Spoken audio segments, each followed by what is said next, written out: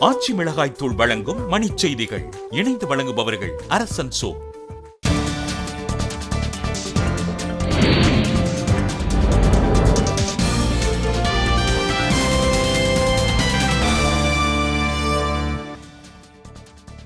நீர்நிலைகள் மற்றும் நீர்வழி பாதைகளில் கட்டடங்கள் கட்ட சென்னை உயர்நீதிமன்றம் இடைக்கால தடை. இலக்கிய சுவடுகள் என்ற திறனாய்வு கட்டுரைக்காக தமிழ் எழுத்தாளர் ஆ மாதவனுக்கு சாகித்ய அகாடமி விருது.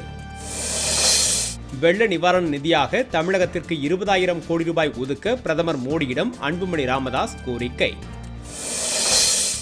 பெட்ரோல் விலை பிரச்சினை குறித்து விவாதிக்க நடுவண் அரசு தயாராக உள்ளதாக வெங்கையா நாயுடு உறுதி. சமூகத்தில் பாகுபாடு உள்ளவரை இடஒதுக்கீடு தொடர RSS விரும்புவதாக மோகன் பகவத் திடீர் விளக்கம்.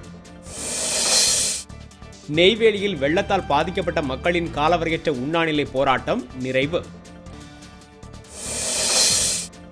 வெள்ளத்தால் பாதிக்கப்பட்ட விவசாயிகளுக்கு இழப்பீடு வழங்க கோரி திருவாரூர் அருகே மார்க்சிஸ்ட் கட்சி சாலை மறியல். முறையாக பயிற்சி பெற்றவர்களை அர்ச்சகராக நியமிக்குமாறு தமிழக அரசுக்கு கொளத்தூர் மணி வலியுறுத்தல். தென்காசி அருகே அச்சன் கோவில் பெருவிழா கொடியேற்றத்துடன் தொடக்கம். ஆஸ்திரேலியா செல்லும் இந்திய மட்டைப்பந்து அணி வரும் 19ஆம் தேதி தேர்வு செய்யப்படும் என அறிவிப்பு.